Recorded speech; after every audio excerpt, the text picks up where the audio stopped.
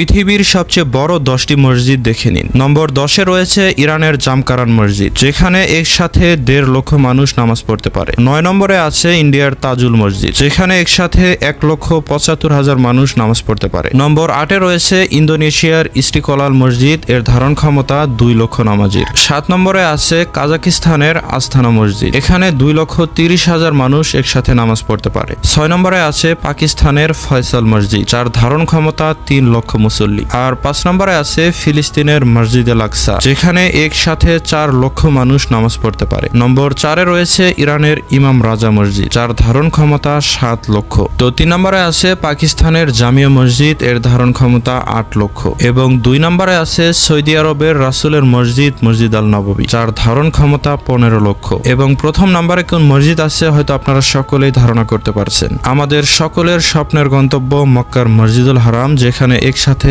40 লক্ষ মানুষ নামাজ পড়তে পারে। তো বন্ধুরা, ভিডিওটি ভালো লাগলে অবশ্যই লাইক দিয়ে শেয়ার করুন।